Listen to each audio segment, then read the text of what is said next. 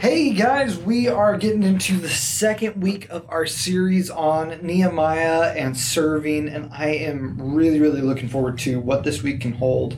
Because last week, if you missed it or just want to refresh, we got into the idea that Nehemiah in chapter 1 and chapter 2, he could decide if he was going to be a type of person that wished for something to get better, or if he was going to be the type of person that made something get better.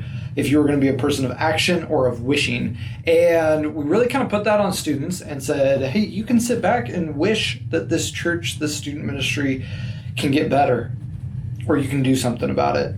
And as that was kind of the first step of an application, this week we're going to take that second step and say how there is just a bajillion ways that you can serve the church. So where do you actually get started? How do you find the passion in your life of where God is maybe calling you into ministry? And so for this, we're going to be looking at Nehemiah chapter 2, where Nehemiah goes around the wall and inspects it. And what's interesting about this is Nehemiah kind of creates this dichotomy right in this short few verses. At first, he's like, I went around and inspected it, and I didn't tell anybody what God had put in my heart to do. And we're going to kind of go at this as like, that's one way that God calls us into ministry. He gives us a passion, a desire to be a part of something. And then right after that, Nehemiah gets into this idea where he points out all of the flaws, all of the things that are broken along the wall of Jerusalem and calls people to fix it alongside him. And that's kind of the other way that I think that God highlights ways that we can serve in the community and serve in the kingdom of God, is because we notice the things that aren't working, that are broken. And that's the way that God calls us into something, because he doesn't call us just to point out and say, that thing's not working, and then walk away. But instead to say, that thing's not working, I'm going to go join in on it, and I'm going to start making it better. And so that's what we're going to be getting into. The application that we're going to dive into is something that I've been working on for the past few months. Is we are actually going to have up on the wall near where the carpet ball is now. I have been interviewing every ministry leader and writing up a job description of every volunteer opportunity that a student could do.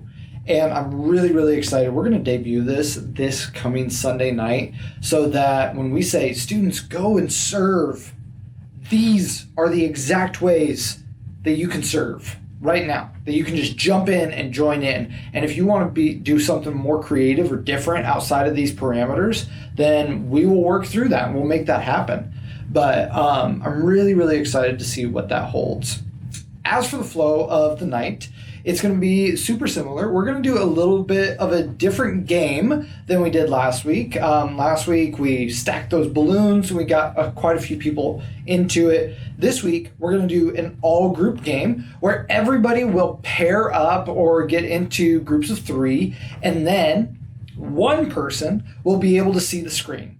And the other 2 people, or 1 or 2 people, will face with their backs to the screen. And the game is called Tell Me Without Telling Me, to where right now, all over TikTok, over the last, probably a couple years, is this trend to where it's like, tell me you do something without telling me you do something. And then it shows a barely related video, and it's so much fun. And so we're going to be doing that same thing, and the game looks like it should be an absolute blast. The idea is that students cannot say certain words, and that the other people have to guess the thing that they're saying. And we'll put a short time limit on each question and make it fun, and it should be a really good time.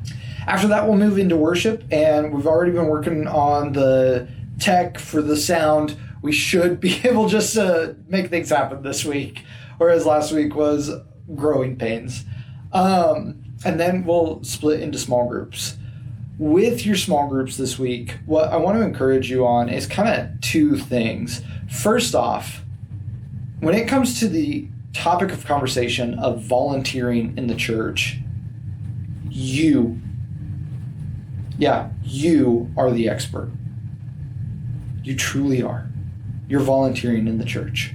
You're doing the thing. And be ready and willing to share your story this week of why you volunteer. Why do you serve the church? Be ready to explain that to students, because you will have a different reason and answer than your co-leader, than another small group leader, than me.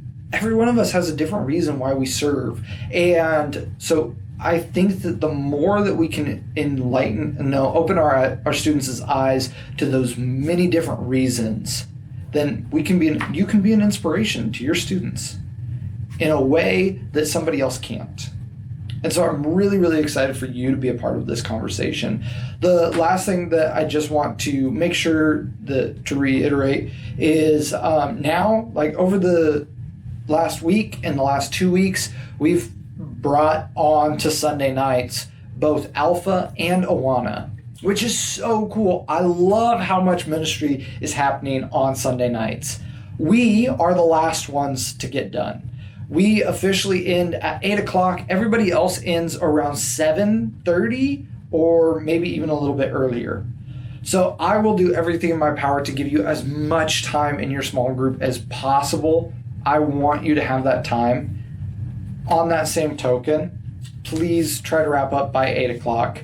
I'll try to be a little bit more on top of wrapping up early and reminding you guys about it being almost 8 o'clock.